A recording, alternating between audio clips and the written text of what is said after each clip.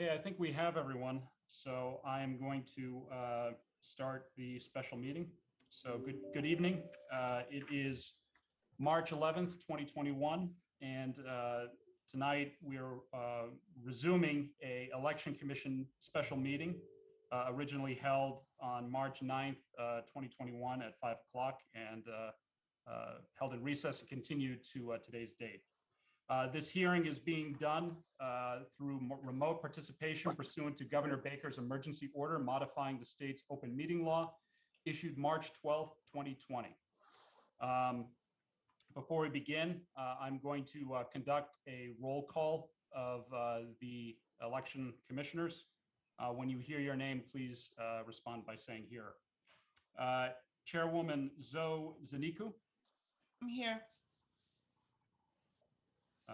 Commissioner James Pope.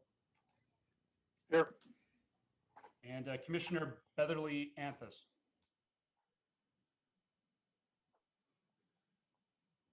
He's muted.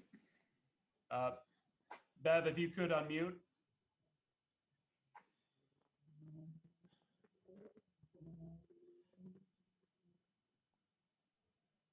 Bev, could you unmute, please?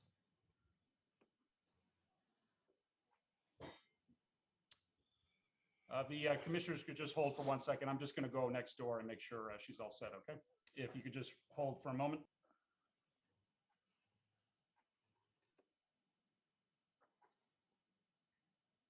Or maybe you should stop getting a cup of coffee or something.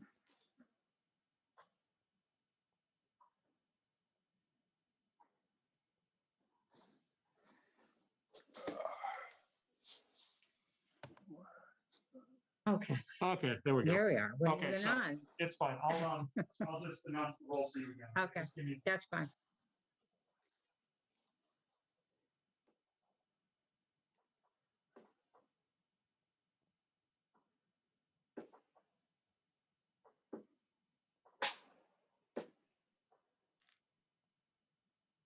Okay, and Bev Anthus, are you here? I'm here. Okay, perfect. Okay, with the election commissioners present, we are going to resume the special hearing related to the eligibility of Dominic Lay to fill an open seat on the Lowell School Committee. With that, I yield the floor to the chairwoman, Zoe Zaniku. Go ahead, Zoe. Good evening, everyone, and thank you again for reconvening at this time.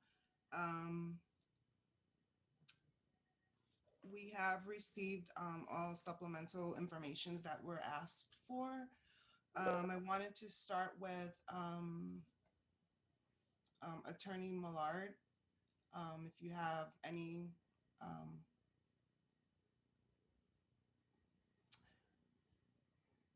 else to, anything to update. Yes, I submitted an email notice to you this morning relative to some emails that occurred yesterday. After my client and I diligently worked to comply with the board's order to have supplementary materials ready by 5 o'clock, apparently the city, with all of the King's horses and all the King's men, announced in an email at 4:02 that they were unable to comply and needed 3 more hours. The proper procedure is to ask me if I agree to a continuance. That didn't happen. I found out when I got this email, which email request was allowed by the chair, and I sent off an email objecting to that. I also sent off an email at 9:30 this morning that I still had not received the city's submission, and indicated in that email that I would ask that the city's submission be stricken for failing to comply with the order to present it on time and failing to submit it in a timely manner. So I would ask that the chair rule as to whether the city's submission that I received well after 9:30 in the morning today should be allowed to be put into evidence by the commissioners. Thank you, Attorney Millard. Attorney O'Connor, would you like to respond to that? Sure, thank you. Excuse me, and good evening. The As far as the submission from the city, as I noted, we received, or I received, at around 4 o'clock, new evidence from Attorney Millard that was post-hearing documents that had not been introduced. There was a new affidavit from both two new affidavits, as well as new documents that had not been part of the hearing. And that's part of what I needed extra time on.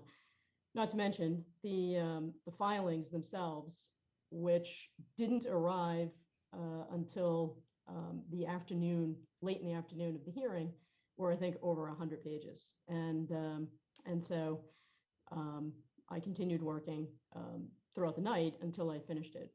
I would submit that there has been no statement as to any prejudice, nor would there be any prejudice. This is also an informal hearing, and frankly, you know, one day we were trying to meet the goal of complying with the act, which is looking to seat a candidate as soon as possible, and so anyway, that's what I would say to that. I would also note that, since it was brought up before to the commission, that the excise information was received only 10 minutes before the hearing. That's not accurate either. I had contacted Attorney Millard and to give him a heads up. It was, I'm sure, before 4:30 that I was sending him an email. And again, this excise information, it may be a surprise to me, it may be a surprise to the commission, but it clearly shouldn't be a surprise to the individual who's year in, year out receiving this information. So again, to all of these matters, I would submit respectfully that there is no prejudice. Can I respond to that, please? I suspected something like this would happen. There is a big time to stamp receipt from the city solicitor's office that the paper was received. The initial presentation was received at 11:44 in the morning, a full 5 hours before the hearing.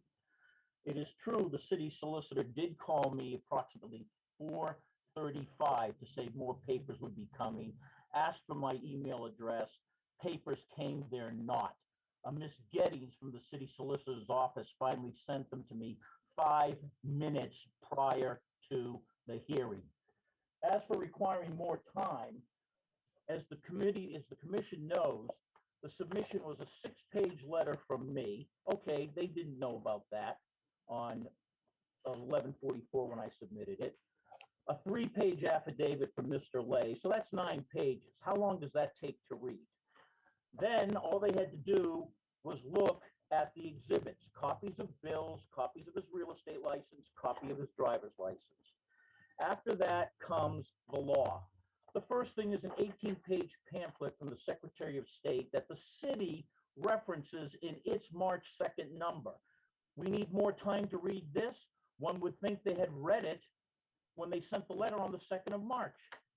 After that are various statutes having to do with challenging voters and voters' nomination papers. One would think they would be familiar with that.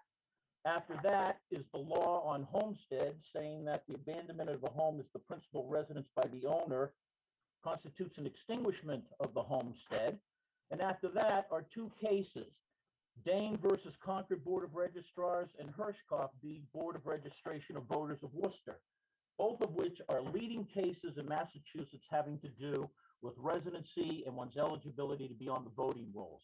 One would assume, before launching an attack on someone's eligibility to hold office and to vote, the city would be familiar with those cases. In any event, they apparently couldn't read that in the 5 hours they got it before the hearing on Tuesday, yet nonetheless, they didn't ask for more time to read it.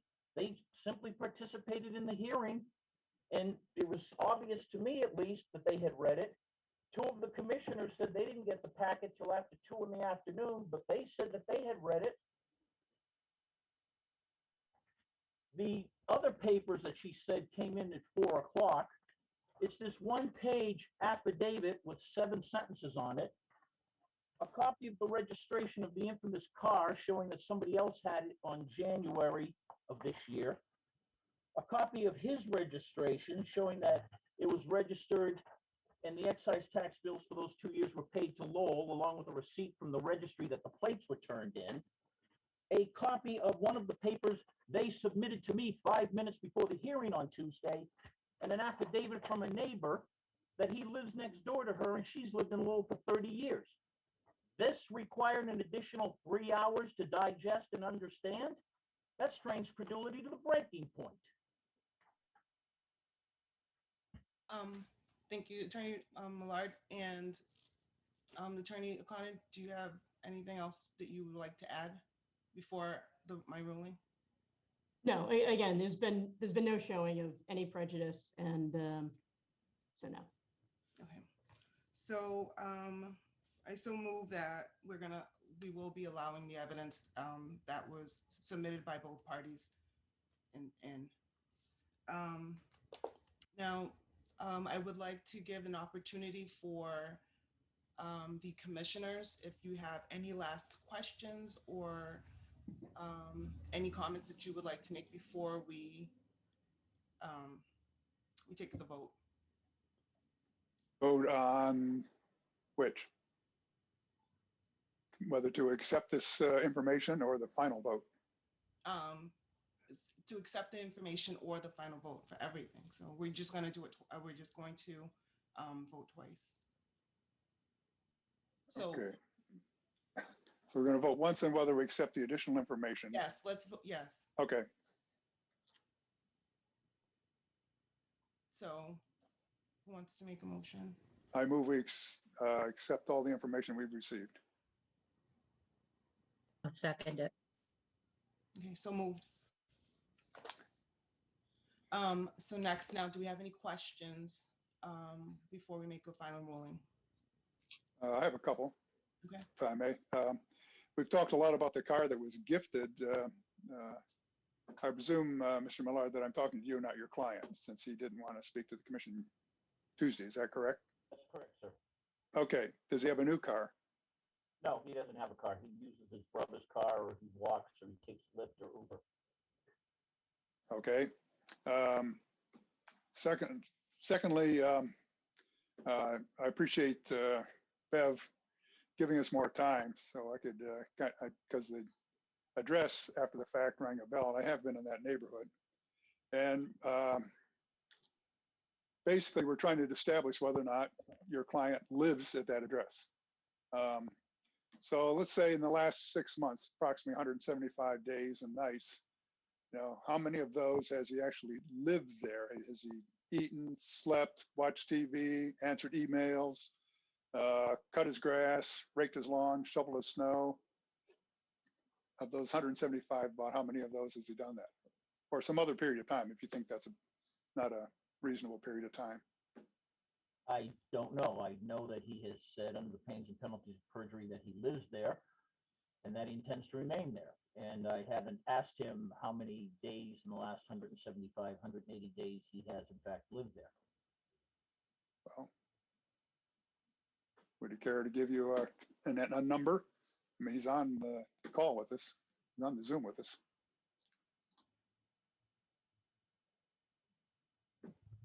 Apparently in the same room with us, with you.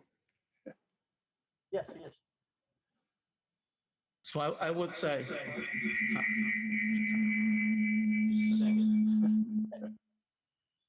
hi, my name is Dominic Lay. So Mr. Lay, before you for begin, 6 months, Mr. Lay, before you begin, you have to be sworn in by the commission. Please raise your right hand. Do you swear that the testimony you're about to give today is the truth, the whole truth, and nothing but the truth, so help you God? I do. You may proceed. So I don't count the days exactly, but most of the time that I spend my time on was at Lowell. I go there on weekends and mostly weekends to see my mom over there. That's in Lowell, or is that at the other address? No, I spend most of my time in Lowell. Okay. you gave an, His mother occupies that Litchfield Street address is a duplex. His mother lives on the other side. the Lowell address appears to be a multifamily house, but Right, he that's lives there, but neither the here nor there. mother lives in Litchfield and he goes to visit her on weekends. Okay, but the Walker House appears to be a multifamily house. I would suspect you're correct. Whatever, but that's here, neither here nor there. I don't know, does he know any of his neighbors? I mean, he gave an affidavit for somebody around the corner on a different street, who lives across the street on the same street.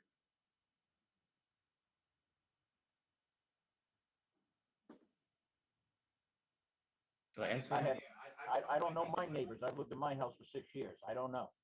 I don't really think Well, that's relevant. I do. Every place I lived, I've known all my neighbors. I've lived in my And house. this is the neighborhood.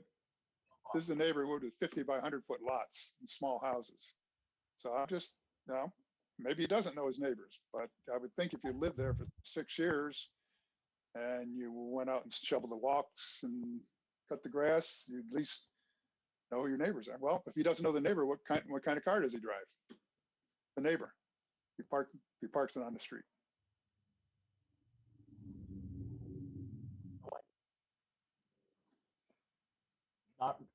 Respectfully, sir, I don't really feel that's relevant. Objection. What's relevant? No, what's relevant is where he lives. Um, That's all I'm trying to establish, if he lives there. As to where he lives. Excuse me. And the fact of the commission where he lives. So there was an objection. Christine, would you like to follow up? My objection, Chairwoman, is that Commissioner Pope is asking a question of Mr. Lay, and his attorney is attempting to testify for him, which speaks volumes, but. And it's my duty to object to a question that I feel is improper or irrelevant, which I feel respectfully, Mr. Pope, those questions are. They have not been addressed in either the testimony of the city solicitor or her evidence or my evidence. The Excuse me, questioning should be limited. excuse me, you submitted an affidavit from a neighbor around the corner, right? Testing that he sir. lives there. Excuse me? So he Yes. knows her. She's a neighbor. Okay, she lives behind him. Who lives in front of him? That's all I'm asking. I'm just, Does the anyone only know- thing we're trying to establish here is, does he live in Lowell? And one of the things that is, to me, is relevant is, does he know who his neighbors are? He's been there 6 years Well, in a neighborhood of small lots. I'm just asking the question. Okay, so he's provided- Attorney Millard, are you going to answer that question, or is Mr. Lay going to answer that question? I will answer the question. He has presented the evidence that he chooses to present to this commission that he lives in Lowell. Okay, And so he refuses to answer further questions. I'm not saying he's refusing to answer some further questions. I'm Well, simply then saying answer I it. refuse to have a hearing by ambush. We presented It's our not an evidence. ambush. There was a recess. We provided the evidence that the commission asked about the automobile. And now we're off on a frolicking detour about does he shovel his own walkway or cut his own grass, which is completely irrelevant to whether he lives in the city of Lowell. To further inflame the city solicitor, I don't shovel my walkway or cut my grass. I have somebody do it. okay, Does that mean I don't live in my house? all right, let's stay in order. Are there any further questions that you have, Commissioner Pope? No, I'm finished.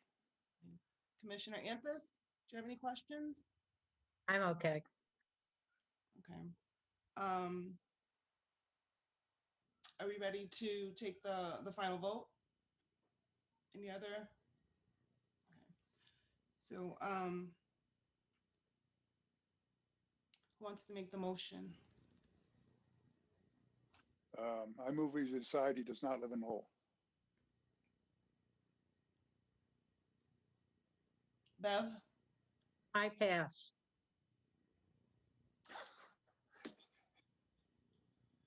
So does motion die for lack of a second?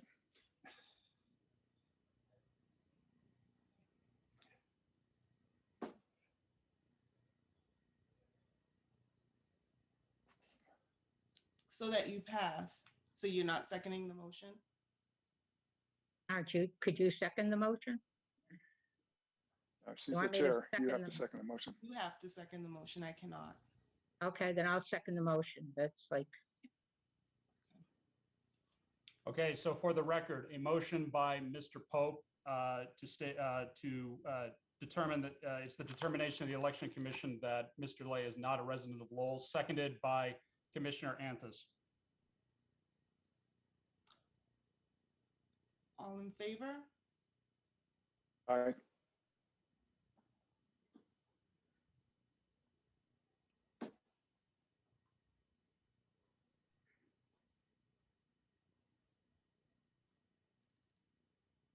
I have an aye for Mr. Pope. Commissioner Anthony, what is your vote? I'm passing. And it's like, did it the last, did it this time. Bev, are you abstaining? Yes, And Chairwoman, what is your vote? Chair doesn't vote unless there's a tie.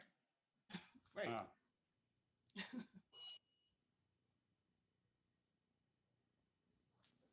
All right, then. Procedurally, then, I think in light of the fact that we have one in favor, one abstention, and the chairwoman not voting, I think the ayes would have it then in light of the members here. All the members are present. That is correct. All the members are present. You have one person abstaining, one person not voting. You don't have a majority. You have an even split of 1, 1, and 1. So I don't see how you get a majority. then why One doesn't and the one. The chair does not vote unless there's a tie. And there isn't a tie. That- She didn't vote. That's right. So the chair doesn't vote. And she was told she had to second the motion. She does not have to second the motion. The motion would have died for lack of a second. She seconded it after she was told she has to second it. That's what the record will reflect. This meeting is recorded. She originally abstained. She was then told she has to second the motion, and that's when she seconded it. She does not have to second the motion if she doesn't want to. May I be heard? Yes. So procedurally, once a motion is made, a motion can be seconded for discussion purposes only. If somebody seconds a motion, it doesn't necessarily mean they have to vote for it, yay or nay. They could also abstain. So a motion can be seconded for discussion purposes only. And where was this advice before the vote was taken, Madam Solicitor? Where was this advice before? Now that you're on slippery ice and you see that it's slipping away, now we're offering this advice. I would object, and if I may be heard, Chairman Nikas? Yes. Fair. Excuse me, Attorney Millard. Please finish, Attorney O'Connor. Thank you. You know, for a sense of decorum, again, the all questions should be directed to the chair, and the parties obviously shouldn't be speaking, bring questions forth to each other. Everything should go through the chair. Procedurally, what occurred is perfectly appropriate. Somebody can clearly, under Robert's rules, second a motion for discussion purposes only, or for whatever reason they want to second a motion. Attorney Millard, do you have anything else? No, this is patently unfair and grossly inappropriate.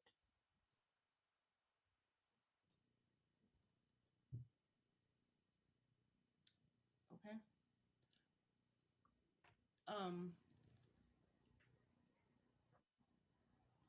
So, Elliot, can you just call the final and we're gonna adjourn? Mhm. Yep. Elliot? I'm You're sorry, on. can you hear me? Yes, now we can. Okay, so the final tally for the motion is as followed. Jim Pope is in favor. Ms. Anthony abstains. And as chair, because there is no tie, she remains chair and places no vote. in light of the votes, I state that the motion passes, and it is the determination of the Election Commission that Mr. Lay is not a resident of Lowell for purposes of being eligible to fill a now open seat on the Lowell School Committee. And can I have a motion to adjourn? So move. Motion from Mr. Pope to adjourn at 5:26 PM. Is there a second? I'll second it. Seconded by Ms. Anthos. All in favor, please indicate by saying aye. Aye. Motion passes. This meeting is adjourned at 5:26 PM.